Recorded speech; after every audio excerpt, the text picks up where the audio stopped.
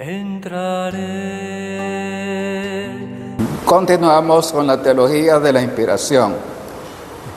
Quizás para ti que no estás habituada a este tipo de experiencias teológicas, puede resultarte un poquito técnico el lenguaje que utilizamos. Pero eso es interesante para que uno se dé cuenta cómo es que en la iglesia nosotros hacemos no solamente la producción teológica. Es importante también que te des cuenta cuál es el camino, la meta a la cual tiene que llevar la formación de un laico bien formado. Nosotros queremos que en el tiempo, después de un proceso serio de formación, un laico hondureño sea capaz de hablar de este modo y debatir y plantear cosas a este nivel. Vamos a entrar en esta ocasión al tema de los carismas, pero siempre sobre el hilo conductor de la inspiración. Ese es el punto clave que estamos como entrando, porque ya nos vamos a dar cuenta que es clave para la verdad de la Sagrada Escritura. ¿Esto qué significa? Si nosotros transmitimos, no engañamos a la gente, lo que tenemos en mano es palabra de Dios realmente, esto significa que tiene un valor muy importante para todos los aspectos de nuestra vida. Veamos entonces los carismas. ¿Qué aspectos vamos a considerar? Vamos a ver varios autores. Si te fijas solamente para ver las fuentes. Estamos en un primer momento con gente francesa.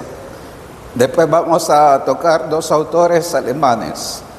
Eso ya a nosotros nos indica cuál es el sentido, cuál es la producción más frecuente que nosotros vamos a encontrar en el siglo XX. De hecho, un investigador serio, esto debe entenderlo, necesita ir por la parte alemana y por la parte francesa, más que por la parte anglosajona. Y por supuesto que nosotros vamos a considerar también el pensamiento siempre perenne de Santo Tomás. Vamos a darnos cuenta que no obstante estos aportes muy bonitos van en otra característica, diríamos, se fijan en otros aspectos diferentes de la profecía, nos vamos a dar cuenta que Santo Tomás sigue siendo válido en este lenguaje actual. Veamos entonces el carisma, el tema de la inspiración de los carismas. Veamos en Benoit. Desde 1950 surgen nuevas propuestas, más allá de la luz o el impulso, que eso es lo que nosotros consideramos en la profecía, decimos es luz para la mente, es impulso para la voluntad. Más allá de eso, vemos que influyeron en su momento en el Vaticano II las propuestas que estamos hablando de esos autores franceses y alemanes, que actualmente se recogen al hablar de la inspiración como carisma en el pueblo de Dios. Esto va a tenerlo en cuenta el Vaticano II cuando defina la Dei Verbum. Quizás nosotros cuando encontramos documentos magisteriales nos parecerá que son afirmaciones un poquito así simplemente dichas por decirlas. No, detrás siempre hay especialistas. Lo que sucede es que en las actas conciliares no se plantea el camino que conduce a la conclusión. Tú vas a encontrar recogidos como datos bien precisos al final, pero son puntos de llegada, que el que sabe va a darse cuenta cuál es el desarrollo de esa afirmación. Entonces, vamos a dejar en un segundo plano, en su momento, estos autores dejan la instrumentalidad y la iluminación, que es la que nosotros hemos venido tocando en las clases anteriores. Veamos entonces la inspiración bíblica y sus analogías funcionales. Aquí hay una palabra nueva que es importante entender. Analogía. En el lenguaje teológico es un término que indica semejanza y desemejanza a la vez. Nosotros, por ejemplo, somos personas. Dios es persona y el ángel es persona. Es un concepto análogo. Cuando nosotros hablamos de eso, estamos hablando de que hay cosas semejantes en el ángel, en Dios y en el hombre, pero por supuesto que hay muchas desemejanzas también. Veamos entonces en este sentido lo que dice Pierre Benoit, que es un exégeta de la Escuela Bíblica y Arqueológica de Jerusalén. Dice, presenta 2 puntos relevantes. Las analogías de la inspiración, esto es importante. En las narraciones del Antiguo y Nuevo Testamento, hace la primera, el Espíritu Santo irrumpe en personas singulares, pudiéndose hablar de inspiración pastoral o dramática. También habría una inspiración profética o apostólica. En el caso, por ejemplo, si vamos al Antiguo Testamento, de Moisés, cuando habla con Yahvé. Ese es el caso de Abraham también, cuando habla con Yahvé. Y nosotros en el Nuevo Testamento, por ejemplo, tenemos a los apóstoles, no solamente a los que palpan a Jesús cara a cara en su estancia en la tierra. También San Pablo, que es alguien que habla con Jesús. Bien, entonces podemos hablar de la vertiente profética y la vertiente apostólica, apoyados en la acción del Espíritu Santo sobre el canon. Esta es una cita que siempre hacemos confrontar el texto de Timoteo 3:16. Y sobre la lectura cristiana, se puede hablar de una analogía funcional en estos carismas. Es importante. La inspiración profética y la inspiración apostólica, nosotros vamos a encontrar ahí cierta analogía con los carismas. Esta inspiración incluiría la hagiográfica o escriturística, completada con una acción del Espíritu en vicisitudes, como la traducción al griego del Antiguo Testamento. Esto es interesante decirlo. Cuando los autores escriben, es obvio que en su recepción y después en su interpretación del canon de la Iglesia, nosotros vamos a encontrar ciertas variantes, es obvio. Entonces hay momentos donde hay errores de dedo, etcétera, hay cosas que tal códice se entiende, el otro no. Esas variaciones, a eso se refiere las vicisitudes. Por tanto, nosotros, no obstante que Dios inspira al hagiógrafo, vamos a encontrar también muchas cosas interesantes en el dato escrito como tal. 3 carismas referidos al Espíritu Santo, pero que acaban en el plano histórico. Esto es importante cuando nosotros entendemos la parte del hagiógrafo, después la recepción y por supuesto la parte de la interpretación. Son 3 momentos donde el Señor asiste el dato escrito. Es importante, ¿verdad? El escrito como tal, cómo se recibe y cómo se interpreta. Ahí necesitamos nosotros la acción de Dios, que nos diga que eso realmente es palabra de Dios y no es palabra solamente humana. Bien, la inspiración para escribir la Sagrada Escritura, veamos este aspecto. Benoit proponía una explicación que la inspiración de los hagiógrafos, profetas o apóstoles, afirmando que lo que proponen es la palabra de Dios. La revelación, en cuanto a certeza de la luz divina, un carisma de conocimiento. Esto es importante.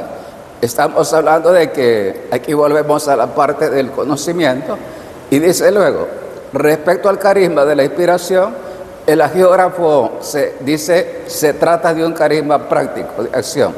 Una cosa es la inspiración, que se refiere al conocimiento, y otra se refiere, dice acá, a la parte propiamente del hagiógrafo, que es la parte donde el autor decide que va a plasmar después que se recibe la luz a su mente y él discierne qué es lo que conviene escribir. Como le pasa a todo autor cuando elabora, por ejemplo, un libro. Hay un esquema mental, después uno lo escribe, o por ejemplo lo que le pasa a alguien que investiga. Es importante el esquema primero, un esquema que recoge muchas fuentes leídas y después uno comienza a redactar. Bien, el carisma de la inspiración se orienta a la transmisión de la revelación. Entonces nosotros vemos que se va a transmitir lo revelado, ahí nosotros entendemos que hay una acción propia de Dios. Esto permite salvaguardar algunos pasajes oscuros de la Biblia, como las leyes del anatema. Nosotros escuchamos en Deuteronomio, aquí citamos un pasaje del capítulo 20, donde Dios manda aniquilar a pueblos enteros. Muchas veces nosotros con el que no es católico dicen, ¿cómo va a ser palabra de Dios que se van a hacer tal genocidio o lo que tú quieras? Dice, lo cual puede verse como propuestas deficientes del agiógrafo para defender el monoteísmo. Es decir, nosotros en pasajes de ese tipo que parecen no coherentes con la moral de Jesús, es obvio que esa parte puede ser oscura, pero no como revelación de Dios. Eso ya es interesante decirlo. Otro ejemplo es el de San Lucas en el capítulo 1:26, que podría pensarse que no se refiere a una verdad, sino al pensamiento de Lucas. Por ejemplo, cuando dice, al 6º mes envió Dios el ángel Gabriel a un pueblo de Galilea llamada Nazaret. Eso en su momento algunos pueden interpretar y decir, eso no se refiere al Señor. Esa es una cosecha propia de San Lucas. Ese tipo de cosas que, vamos a ser honestos, cuando nosotros leemos otros idiomas y nos damos cuenta de lo que escribe, una cosa es leer las cosas de Google, otra cosa cuando tú agarras una revista. En las revistas tú encuentras de todo y encuentras muchas afirmaciones que tienen su más o menos fundamentación. De hecho, cuando nosotros investigamos se nos dice tienes que leer todo, y siempre hay cosas que vale la pena examinar, porque cuando se publica algo en una revista no pueden publicar solo lo que se me ocurre, debe fundamentar lo que usted argumenta, y por eso es importante el diálogo y saber escuchar al que argumenta en un sentido distinto al que nosotros interpretamos. Pierre Greslow es otro autor. Vemos que la inspiración, dice él, el carisma para transmitir por escrito la palabra de Dios según Greslow. ¿Cuál es el planteamiento de Greslow? Es un profesor del Instituto Católico de París. Hemos hablado en su momento de Lovaina, hoy nosotros hablamos de París.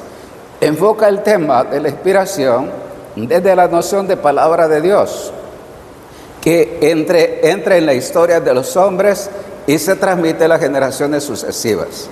Greslow, siguiendo lo referente a los carismas, sostiene que la inspiración bíblica es un carisma relacionado con otros carismas del Antiguo y Nuevo Testamento, referidos a la creación, a la conservación de la palabra de Dios. Esta parte es importante para entenderlo. Es decir, hay momentos donde el Señor asiste, por ejemplo, a Moisés cuando se plasma el Pentateuco. Eso es interesante. Por ejemplo, el libro del Génesis. Hay un carisma de conocimiento tanto en el profeta del Antiguo Testamento como en el apóstol del Nuevo Testamento. Por eso decimos, cuando Santo Tomás en su momento habla del carisma de la profecía, eso tiene su fuerza y su valor. Hay una íntima relación de la profecía, por ejemplo, con los apóstoles.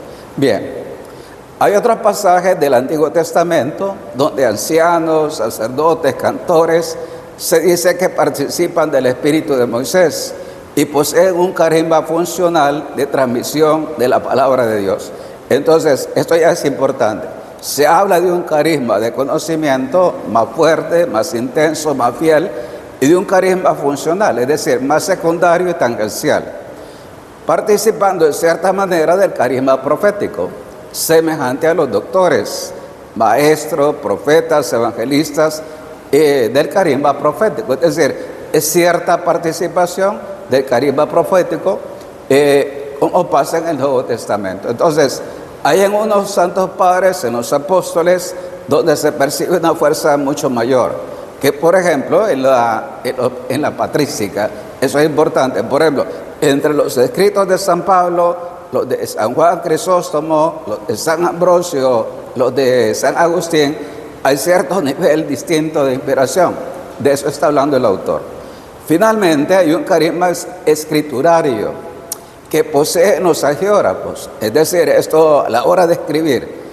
Esta propuesta, aunque no explica todo lo referente a la inspiración, contiene intuiciones valiosas. Es decir, el carisma de conocimiento dado al agiógrafo, el carisma funcional dado a lo que transmiten el documento, lo recibe, y el carisma escriturario, propiamente ya cuando se plasma la obra, eso supone una asistencia del Espíritu de Dios.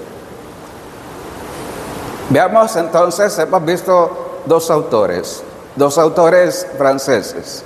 Ahora veamos lo que dice el autor, por ejemplo, de la Biblia del Pueblo de Dios, que es la que usted recoge en la Biblia Clerus.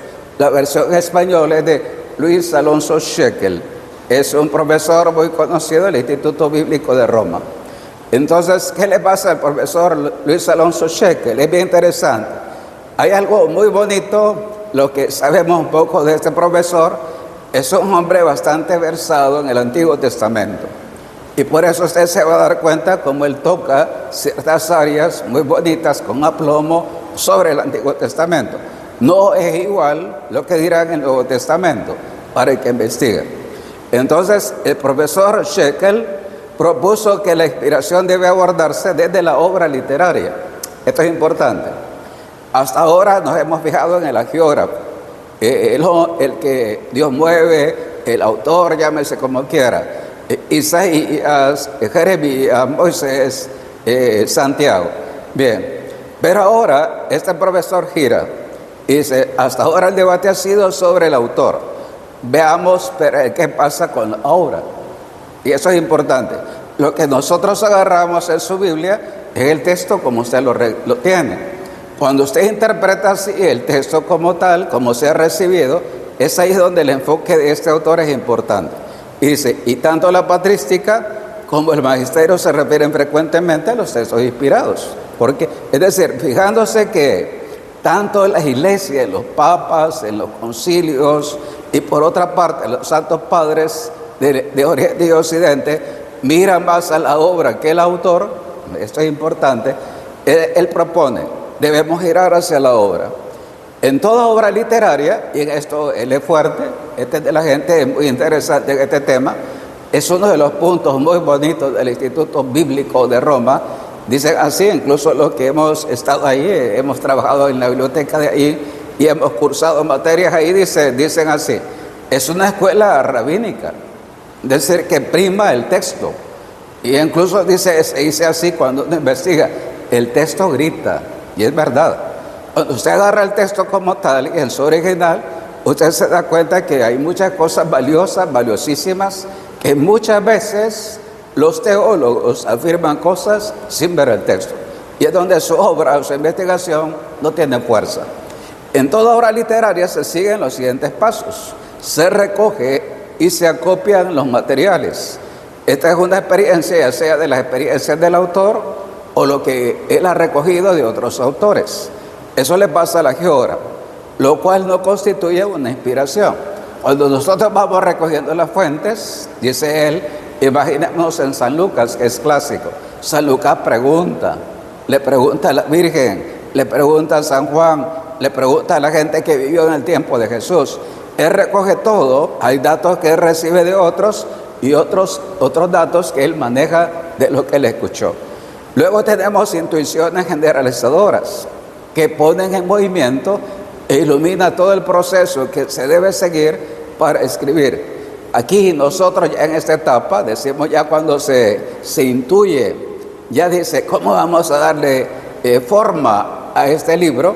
Dice ahí donde nosotros vemos que se trata de una intuición bajo la inspiración del Espíritu Santo. Por tanto, no es en la recogida de la información, no. En el momento cuando yo empiezo a discernir cuál va a ser el boceto de mi escrito. Y dice después, y la ejecución literaria, desarrollado bajo la acción del Espíritu, estando inspirado también el texto además de la hagiógrafo. Esto es importante. Por tanto, en los tres momentos, cuando se recibe, cuando se intuye cómo va a ser el esquema y después cuando se plasma, en los dos últimos momentos, este autor dice, ahí es donde actúa el Espíritu de Dios, no es la primera parte. Y por supuesto el texto mismo que se plasma tiene su valor. Por eso decimos, es importante que nosotros sepamos analizar y sepamos el texto original. Por eso es seria la Biblia Clerus. Eso es importante, no es la traducción. El español, el inglés, el alemán son traducciones. Nosotros queremos ir lo más cerca posible al original. Bien. En este sentido, la inspiración bíblica es esencialmente un carisma del lenguaje. Ojo, aquí no hablamos ya del autor, Estamos hablando de la obra plasmada. Dice, entonces, ¿dónde está el don? En el autor que recibe la emoción divina o en la obra que se plasma. Y dice Alonso Shekel, está en el lenguaje. Por esto se debe orientar la comprensión hacia el lenguaje, que es una formación informativa, tiene una función informativa, no hay duda, ofreciendo una revelación objetiva de realidades y acciones. Esto es bonito cuando uno lo entiende. Ya el lenguaje en sus diferentes géneros literarios es grandioso. Ya cuando usted sabe analizar una obra literaria, y aquí quiero ir más allá de lo que a uno le enseñan de niño. Ojalá que nosotros tuviéramos la cultura europea. En esto hay que ser honestos. En Europa lo más fuerte es lo humanístico. En América continente, no solo hablo de Estados Unidos, vamos a lo práctico, a lo pragmatista. Y dice, cuando nosotros llegamos a Europa, ¿qué descubrimos? Para ellos qué importante es el teólogo, el humanista, el escritor, etcétera. Es muy importante. Bueno, porque es importante el lenguaje. Y dice así, el lenguaje contiene una función expresiva, ofreciendo una revelación acerca de quién emite y sobre Dios mismo. Esto es bonito. Cuando usted analiza, por ejemplo, a San Lucas, ¿qué descubre? Un hombre culto, un hombre bien formado, un hombre que uno puede sacar, hoy hay análisis lingüísticos muy bonitos, describe la persona, la forma como escribe. Eso así es. ¿Quiere saber cuál es el perfil de alguien? Hay analistas que le dicen, usted tiene esta y esta característica de esta persona que ha escrito lo que hemos visto acá. Porque el lenguaje grita. Y dice, y también nosotros sabemos que habla sobre Dios. Habla sobre el autor y habla sobre Dios.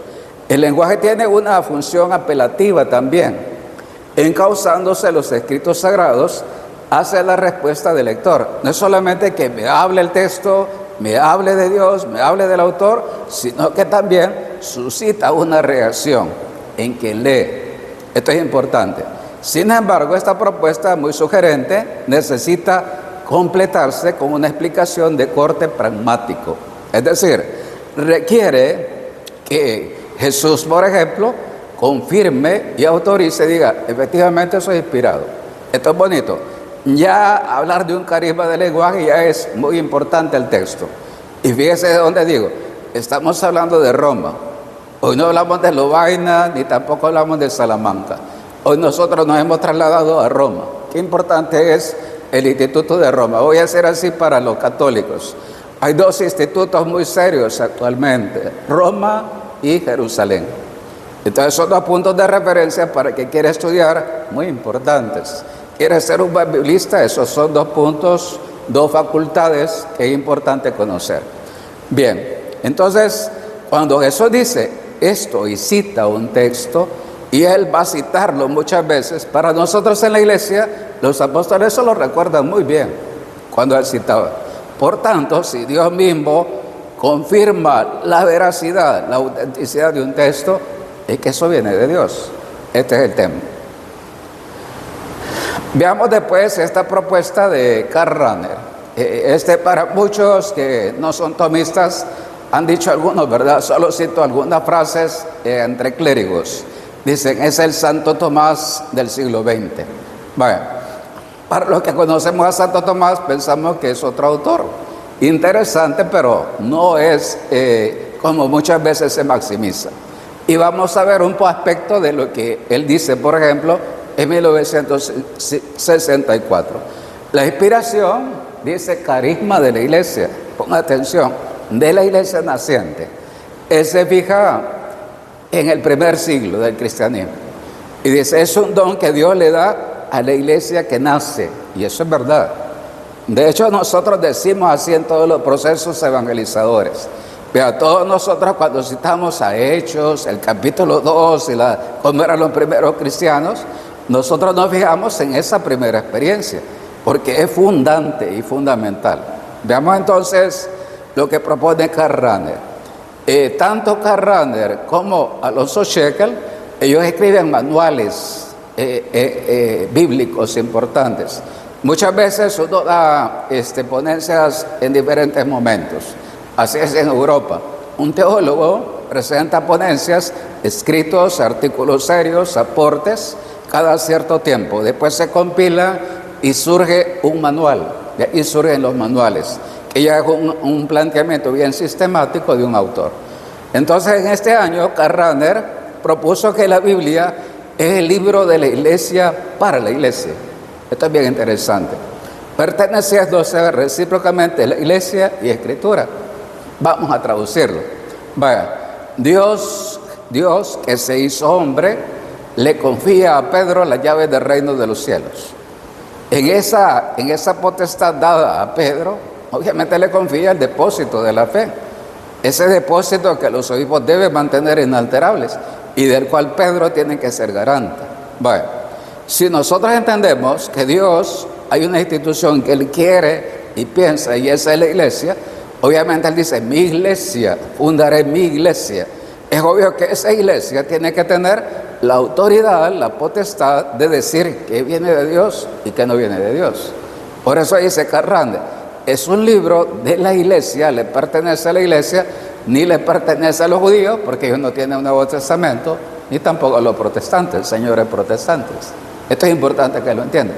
Este es un patrimonio de la iglesia, que yo he tomado eso y he cercenado lo que he querido. Ese es el trabajo que viene del que divide, del que miente, del que parcializa 20 siglos de investigación. Veamos entonces. La inspiración bíblica se relaciona con otros elementos del canon. Dios quiere y crea la iglesia para la salvación de todos los hombres. Esto es importante. ¿Por qué Jesús crea un cuerpo eclesial visible? El Vaticano II va a decir que es, dice así, sacramento universal de salvación. ¿Por qué? La iglesia tendría dos fases.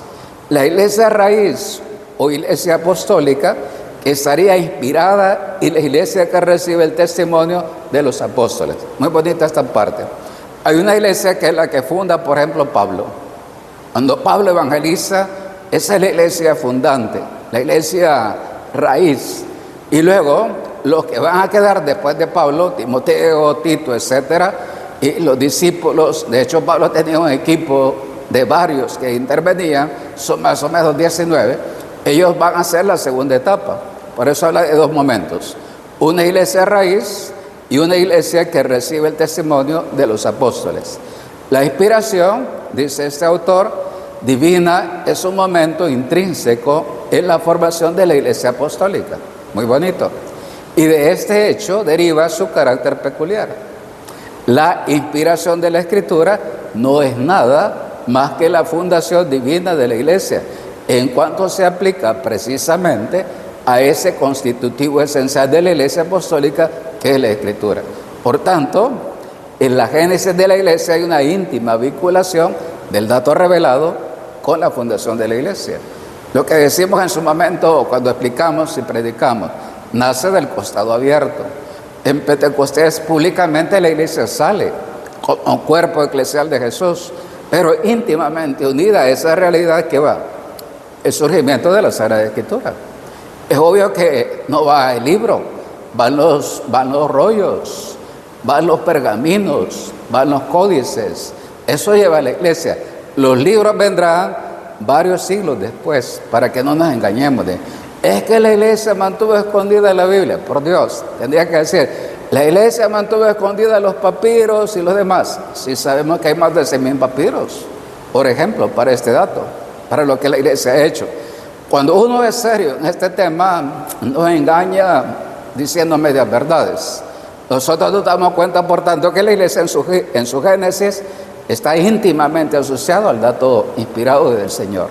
Bien, Rahner entendía los textos del Antiguo Testamento como prehistoria en un primer momento. Luego considera que Dios quiere la salvación universal a través de la historia de Israel y de la iglesia primitiva. Quiere también la escritura del Antiguo Testamento y Nuevo Testamento, siendo su inspirador y creador, y por supuesto su autor. Esta parte, como ya digamos, como que resume su aporte, dice él se implica en la historia de Israel, se implica en la historia de la iglesia, que así es, 20 siglos lo testimonia, y por otra parte nosotros vemos que la escritura del Antiguo y Nuevo Testamento la inspira a Dios, la crea Dios y también es su autor. No lo podemos negar. Bien, el punto es bonito, decimos carisma de la iglesia, carisma del lenguaje. Aquí estamos hablando ya de la obra material, no estamos hablando tanto de la geografía. Bien, viendo esta parte, nosotros retomamos al gran maestro Santo Tomás, que está detrás de grandes biblistas también como Lagrange. Veamos entonces, dice, la inspiración y el carisma de locución en Santo Tomás. Para aquellos que son, por ejemplo, legionarios de María, ellos hablan de locucio. ¿Qué es locucio? Para el que no sabe en latín. No es, uno podrá pensarle que locucio es hablar. No, no es eso. Locucio es el discurso. Entonces hablamos del carisma en el discurso. Esto es importante. Cuando se predica, ahí hay un discurso. Bien, después de Santo Tomás, que toca la profecía como punto clave, la inspiración se aborda desde los carismas de acción, en el caso de Benoit, de transmisión de la revelación, en el caso de Grelot, aquí lo sintetizamos lo que hemos visto, de lenguaje, en el caso de Alonso Shekel, y de la iglesia naciente. Ese es el caso de Ranner. Ahí sintetizamos arriba de qué hemos hablado este día. Entonces uno dirá, vaya, hábleme de Benoit, hábleme de Grelot, hábleme de Alonso Shekel, hábleme de Ranner. Todos son católicos, ninguno es protestante. Esto es importante. Lo que tenemos que hacer nosotros es conocer qué hablamos, qué pensamos, quién es la iglesia. Eso es lo que nosotros ignoramos. Este tipo de lenguaje, si usted no lo escucha quizá de este modo, nunca lo va a escuchar, porque eso no lo dirán nunca más las redes sociales. Bien, dice acá, la profecía, conocimiento y certeza del conocimiento. Para Santo Tomás, el carisma de profecía se refiere a la fe, a lo que conduce al bien y al mal. El conocimiento del profeta, al estar dirigido al bien de los demás, también le pertenece la comunicación de ese conocimiento y la prueba de su origen divino. Es decir, si yo voy a transmitir una verdad que salva o condena, y por otra parte, yo también soy consciente de que eso lo recibo de Dios y voy a dar testimonio de que eso no es mi palabra, sino la de Dios, eso tiene su camino y su valor. El conocimiento del profeta siempre será imperfecto por su condición creatural. Esto es así. O sea, no obstante lo que decimos, siempre lo que la iglesia diga en teología, por muy grande y profundo que sea, que sí lo hay y sí lo es, nunca vamos a agotar a Dios, porque Dios desborda lo que nosotros somos. Pero sí hay verdad en lo que nosotros investigamos y proponemos. Entonces dice así, hay dos modalidades de profecía. La perfecta, donde el geógrafo es consciente al ser movido por el espíritu profético, esto dice Santo Tomás de Aquino, y el instinto profético, donde es movido sin que él sepa por un instinto imperfecto, así se llama, ¿verdad? Es un instinto imperfecto que él sabe que es movido, pero no tiene plena certeza. En cambio hay otros autores, por ejemplo San Juan, evangelista, por ejemplo San Pablo, que no dudan, ellos no dudan, son claros en sus afirmaciones. Dice entonces, la inspiración profética es una luz por la que la mente del profeta se cerciora de algo. Eso lo dice en el Tratado de Veritate. Eso se traduce acerca de la verdad. Y ahí está la cita. Clave para hablar de la verdad de la Sagrada Escritura. Es decir, cuando el autor es consciente de lo que recibe, eso es importante para que digamos, no nos miente. Dice la verdad. Habla con la verdad misma de Dios. Bien, se da el instinto profético cuando el profeta no recibe salud de la certeza divina, siendo esto más cercano a los hagiógrafos. Esto en su momento nosotros lo vamos también a profundizar, porque es interesante decirlo, no todos van a ser San Pablo, obviamente, no todos son Moisés. La experiencia, por ejemplo, de Marcos y Lucas es diferente.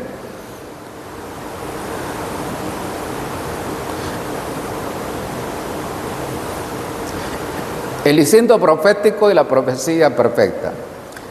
Íntimamente relacionado con la conciencia del geógrafo, es decir, si él se da cuenta o no de que está inspirado. En otras ocasiones, algo que proviene de un instinto profético se convierte más tarde en profecía perfecta. Esto es importante entenderlo. Hay profecía perfecta cuando alguien juzga de un modo divino lo que otro ha conocido por instinto profético. Esto es bonito. Ese es el caso, por ejemplo, de José, cuando escucha lo que el rey le pregunta. Esto es importante. También hay profecía perfecta cuando los apóstoles reciben el don de entender las escrituras. Esto es bonito. Dice, los profetas y los apóstoles tienen una profecía perfecta. Eso es importante. Los libros sagrados serían profecía, tanto en sentido perfecto como por instinto profético. Esto es importante. Por tanto, usted encontrará pasajes más densos de verdad y otros pasajes menos densos, pero que transmiten la voluntad del Señor. El carisma del discurso y los grados de profecía en el tiempo. Pero hay grados, ya lo vamos a ver. La realización efectiva de la palabra de Dios es resultado del discurso y el perfeccionamiento del espíritu en el receptor. Esto es importante. Cuando Pablo predica, cuando predica Pedro, nosotros encontramos en ese discurso una asistencia divina. Esto es importante entenderlo. Incluso la gente, para que usted lo capte, ¿verdad? Nosotros ahora que podemos hablar de instinto profético, más que de profecía perfecta, mire lo que estoy diciendo. Habla, por ejemplo, el Papa, hay cosas donde uno dice, ahí es Dios, ¿verdad? Habla un obispo y dice uno, sí, ahí hay grados de verdad profundas. Habla un sacerdote bien formado y usted dice, yo le he escuchado esta frase que dicen, ahí habló Dios, no habló usted. Ejemplo, cuando usted mira esa parte, ya usted mira de alguna manera cómo Dios asiste en el momento que se predica, que es el discurso. La profecía completa es el resultado del don de Jesucristo a los apóstoles, al abrirles el entendimiento. Dice San Juan, porque hasta entonces no habían entendido las Escrituras. Y hace Jesús cuando resucita, abre la mente. Eso es una gracia. Quizás el más cercano en esta parte, yo me acuerdo del padre Raniero Cantalamessa. Él explica su conversión. Y él dice, y era un hombre, un profesor de universidad de Europa, de Italia. Es decir, una persona muy culta, pues de esta gente que hemos citado acá para que nos entendamos. Bueno, y sin embargo, cuando él se convierte, dice, yo agarré otra vez la Escritura y era como que la estaba entendiendo por primera vez. Ahí uno entiende cómo Dios abre la mente para comprenderlo, porque ese es el misterio.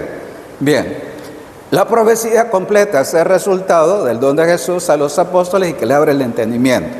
En cuanto a la fe en la divinidad, estaríamos ante 3 etapas. Esto es bonito. Cuando decimos, confesamos lo que hace Santo Tomás hoy en la fiesta, Señor mío y Dios mío. Eso en hebreo sería Adonai mío y Elohim mío. Eso solo se le dice a Yahvé. Eso lo que está diciendo Tomás, dice, tú tienes la misma naturaleza de Yahvé, eres Yahvé, eres igual en naturaleza. Esa es la confesión de Tomás. En ese proceso de fe en la divinidad, dice, hay 3 etapas. Antes de la ley, antes de la Torah, bajo la ley del Antiguo Testamento y bajo la gracia. Son 3 momentos distintos. Cuando Yahvé da la Torah, es una etapa previa, ahí hay una acción de fe. Por ejemplo, en Abraham, ahí situamos a Abraham. Hay como más fe. Es hermoso que Abraham, sin tener la Torah, cree, y es el modelo de la fe. Eso es bonito. Luego vendrán Josué. Entre Moisés y Josué, ¿quién está más cerca de la fe? Moisés, porque es más lejano al momento de la encarnación. Y dice, y otra cosa es cuando ya viene Jesús. Cuando Jesús está acá, que es bajo la acción de la gracia, es obvio que estamos ante la plenitud. Vamos de más a menos. Ese es el caso, ahí lo pongo, el caso de Moisés. Respecto a José, es más fuerte la fe de Moisés. Después, respecto a la Escritura, dice acá, es más importante la ordenación a Cristo. Entonces, si Moisés y Abraham tienen mucha más fe que los que se acercan por el tiempo, dice, otra cosa es el punto de Jesús. Cuando Cristo es el punto de referencia, dice acá, nosotros encontramos que los más cercanos, antes y después, obviamente estuvieron del Señor una instrucción más plena. Es decir, reciben con más claridad divina el dato revelado. Y también es el caso, por ejemplo, de los apóstoles. ¿Quién está más cerca de Jesús? Los apóstoles. ¿Quiénes están más cerca de Jesús antes del Antiguo Testamento? Los macabeos. Ese caso, ¿verdad? Cuanto más se acerca usted al momento de la encarnación, hay más luz, la luz del Señor que se irradia. Y esto es importante entenderlo. Por tanto, los apóstoles tienen muchísima más luz que todos los demás. Y eso es importante, decimos, Él es la plenitud, Cristo es la plenitud. Por tanto, donde el sol brilla con muchísima más esplendor, con aquellos que lo vieron, vivieron, comieron, escucharon al Señor y se convierten con el Señor. Bien, sacamos 3 conclusiones y eso es muy bonito para nuestra reflexión de lo que hemos hablado. Decía que esto es la teología, hermanos que me escuchan. Cuando nosotros hacemos esto, usted se preguntará, ¿por qué en una introducción como la que estoy dando, estamos usando materiales de Europa para que usted entienda, no de América? Esto está elaborado en Europa. Dice así, hay 3 momentos que hay que concluir, ¿verdad? Dice, la inspiración es un carisma sobrenatural, divino, gracias al cual los autores sagrados, los hagiógrafos, conocen y proponen a los destinatarios, a nosotros y a los hombres de todos los tiempos, de sus obras literarias, una enseñanza verdadera sobre Dios y su misterio salvífico. ¿Por qué es importante la inspiración? Por estas consecuencias. Es decir, nos llevan a la verdad plena o nos apartan de ella. Qué importante es el dato de la inspiración. Primer elemento. Luego, para el pueblo el canon es palabra de Dios, es verdad. Siendo determinante el juicio de Jesús sobre las Escrituras y el de la comunidad apostólica, sobre las Escrituras y sobre los libros apostólicos. ¿Por qué nosotros no dudamos de la iglesia cuando tenemos más de 3 dedos en la frente? ¿Por qué? Porque nos damos cuenta que la iglesia no puede jugar con este tema tan importante. De hecho, el Papa Benedicto decía, a mí me encanta el lema que él usa, servidores de la verdad. ¿De cuál verdad? De Jesús, de su palabra, y eso es lo que realmente nosotros sabemos que, ¿quiénes se queman? Se quema la comunidad apostólica. Ellos son un papel clave para este misterio. Y finalmente, la tercera conclusión es que Dios se sirve del conocimiento y de las facultades de los autores sagrados como instrumentos para componer los libros sagrados, y de la Escritura como instrumento para proponer por escrito la palabra de Dios en la iglesia. Esto es importante. Entonces, Dios a los autores sagrados, ¿quién tiene el criterio? Pedro y los apóstoles y Pablo. Ellos determinan qué usan, qué eligen.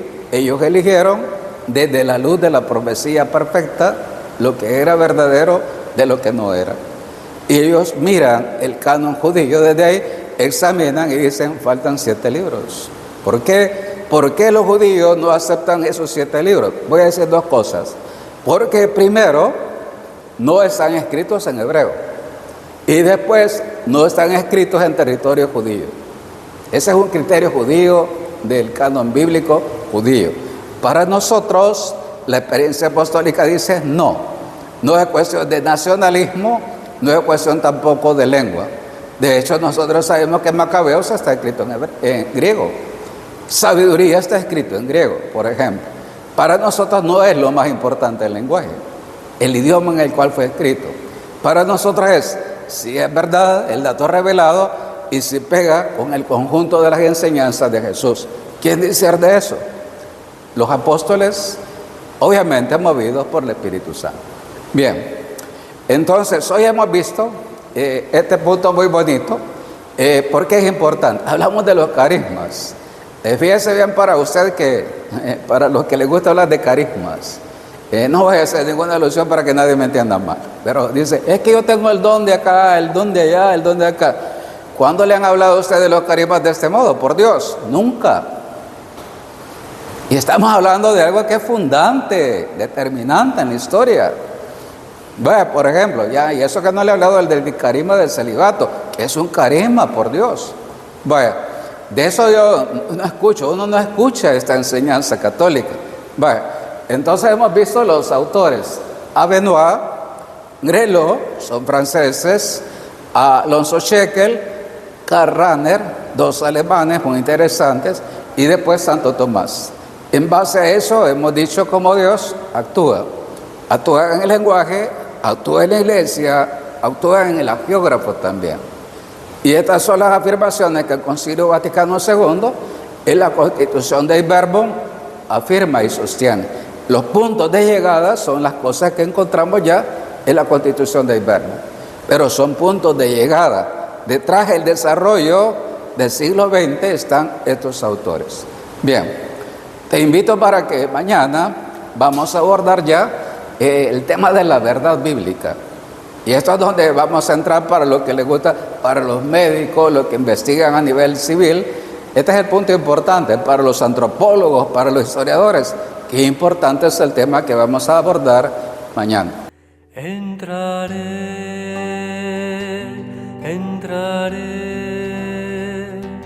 Entraré a su presencia en libertad por su amor, el Espíritu